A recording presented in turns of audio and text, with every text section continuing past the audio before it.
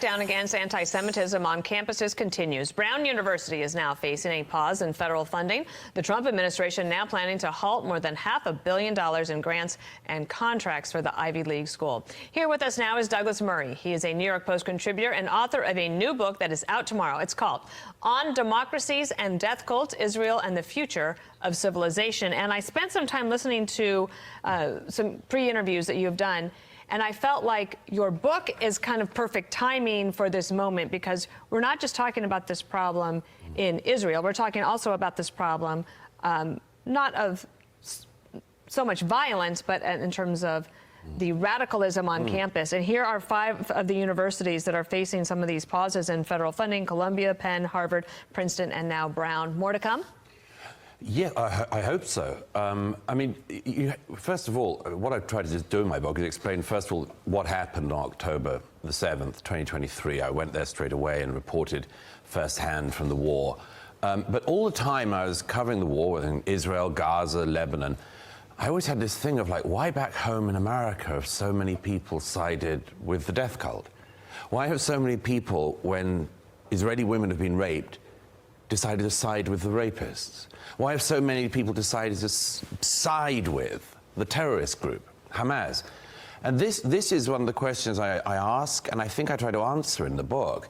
And one of the epicenters of this has been American college campuses. These are people who are the contemporaries of people like the people who were dancing at the Nova Party in the early hours of the morning on October the 7th, when the terrorists came in and massacred them.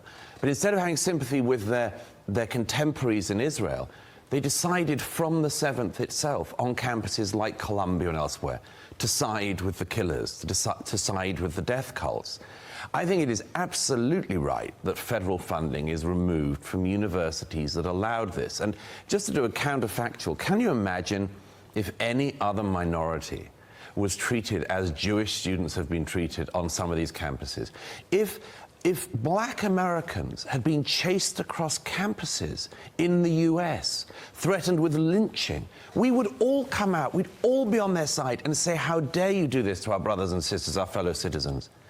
But here, when it happened to Jewish students, and when groups like the group at Columbia, who not just hounded Jewish students and disrupted classes for others, but announced that they wanted the total destruction of Western civilization, why did the universities not say, hey, something's going wrong here? You would have thought that would be a wake-up. Adding to that, Mahmoud Khalil has been allowed to dictate this op-ed for the Columbia newspaper from ICE detention, and he took to it to slam the university as an institute that laid the groundwork for his abduction.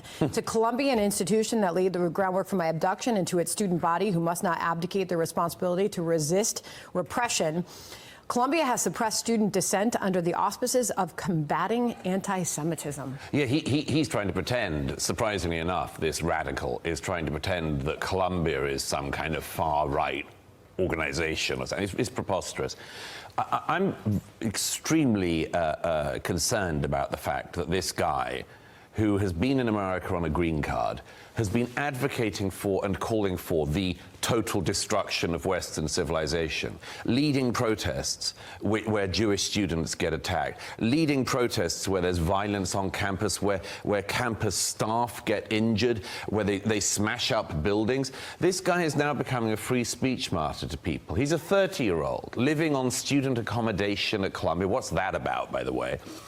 And I don't know, maybe he's learning that you shouldn't come to America and advocate for the overthrow of this civilization without consequence. But the thing that really concerns me, and a point I've tried to make a few times, in fact, I went to speak at Columbia on Friday, and it was wonderful to see the good students, you know, because there are always good students among this matter, but really in the intelligent ones. I said to them, you know, I want to hear people saying the name of this guy, Mahmoud Khalil, if they have spent the last 18 months talking about Eden Alexander, a 21-year-old from New Jersey who has been held, actually kidnapped, actually abducted, actually tortured, and held in a Hamas dungeon in Gaza for the last 18 months. And if these people who suddenly said, oh, free Mahmoud Khalil and all this sort of thing, If they've been talking about the abducted 21-year-old Eden Alexander from New Jersey for the last 18 months, then I'm willing to hear them talk about this Khalil guy.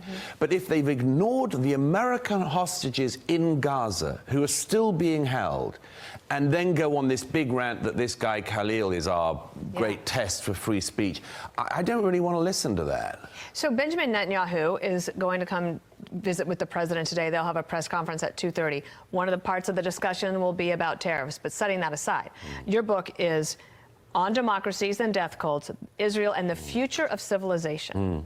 How important are these meetings that Netanyahu is having now that the Biden administration is in the back? I'm hoping that, I mean, there's some kind of move forward towards a resolution of the conflict. But as I say in the book, there's been endless cycles of this conflict between the Hamas and the Israelis, because the Israelis have never been allowed to destroy Hamas. You know, the Obama administration during the 2014 war, the Biden administration for most of this war, they wanted Israel effectively to come to a ceasefire, whatever the terms, just stop the war. My view is that if a terrorist group has been elected to power, has misgoverned the Gaza for 16, 18 years, has taught their young people to annihilate and slaughter and commit genocide on their neighbors, the state of Israel. If you've been told that you can store rockets in your homes and educate the next generation into hatred, and then you start war after war after war, the thing to call for is not ceasefire. It is the destruction of Hamas, the release of all the hostages and the destruction of Hamas.